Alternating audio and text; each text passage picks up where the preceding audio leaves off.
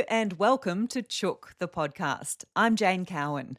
Among our guests in upcoming episodes is one of the leading US breeders of black copper Morans, Shane Hardy. I see all the time where people want to add new blood and add new blood and add new blood. I'm like, there's a point where you want to add blood and there's a point where you want to work your line. I also speak to the first Australian to show black copper Morans, Heather Sohn. I did ask her, I said, where did you get them from? And she just said to me, oh, Helen from Hornsby. Well, that doesn't really say much, does it? It sounds like things haven't changed much over the years. There's still all this sort of Yes. mystery and almost cloak and dagger about where they came from. But before we launch into season 1, I wanted to let you know who I am and why I'm here. Once upon a time, I was a news journalist, on a hair trigger to the call from the boss to jump on a plane. Well, US correspondent Jane Cowan is in Denver and she joins us now. And Jane, a slave to the 24-hour news cycle. And Jane Cowan joins us now live from our studios in Melbourne. I was the first television journalist into the devastated town of Marysville after the Black Saturday bushfires and spent months covering the aftermath. If it starts getting down within 10 metres of the house, we'll be gone. Do you worry that might be too late? Look, we're right on the road. As well as almost another year covering the inquiry into what went wrong. Does the CFA need a change of leader to get a fresh start?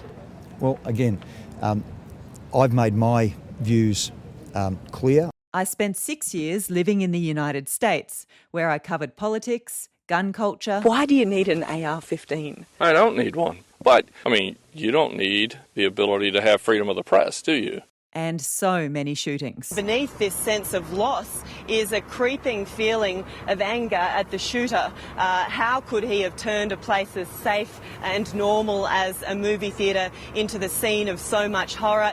I reported from India. Our correspondent in Delhi is Jane Cowan. She joins me now. I think you're at the site where the bridge collapsed, Jane. Always on the hunt for exclusives. Bernard Teague gave just one interview, and it was to the ABC's Jane Cowan. And taking the hard questions to authority. Do you take any responsibility for the mess that this has become? Not at all. The alarm bell has been sounded on an ongoing basis, with due respect. Without all the venues. Effect, though?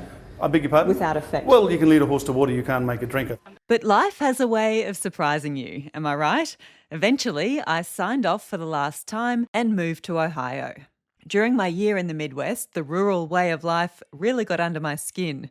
To cut out a few twists and turns, if you've met me any time since I moved back to Australia in 2016, you probably know me not as a reporter, but as a chook person.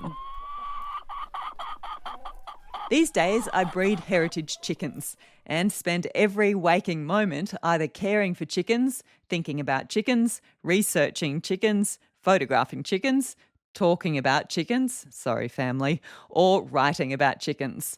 So in the end, I guess it was only a matter of time before Chook pipped. Chook Journal is the magazine. It's a quarterly for backyard chicken keepers and serious breeders. It's 100% digital, interactive storytelling that treats chickens like the feathered gods you and I both know they are. You can get it on our website, chookjournal.com.au. And this is Chook, the podcast. I'm so glad you're here, and I look forward to bringing you fresh, free-ranging conversations. I'll be applying everything I've learned in 2 decades as a journalist to getting the answers we all need as chicken keepers and breeders. Tune in this season to hear from renowned poultry nutritionist Jeff Mattox. A lot of people think that in a digestive tract that 0 parasites or 0 intestinal worms is the correct number, and that's not true.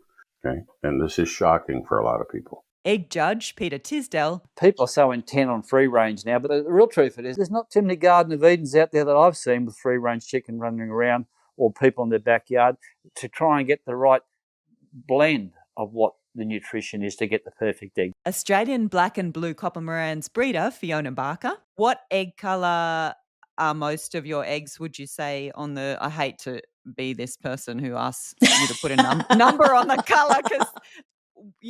where are your eggs at, would you say?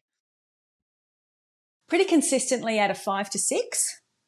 But when you get a dozen eggs from a breeder, the genetics are going to throw in everywhere. And, me hatching, hundreds of them and then choosing only 30. Obviously, if you've only got a dozen, you might only have one that might be, perfectly to standard, and the others will be, variations of that. Then there's my conversation with the man who co-founded the short-lived Australian Morans Club, Paul Rogers. And he said, "Oh, I've got something that you might be interested in back home." So I went back home via his home in Cootamundra, and he showed me these marrons, and I'd never seen anything like it, let alone their eggs. And I just fell in love then and there. As you can tell, the first issue of the magazine and the first season of the podcast has a focus on breeding black and blue copper Morans.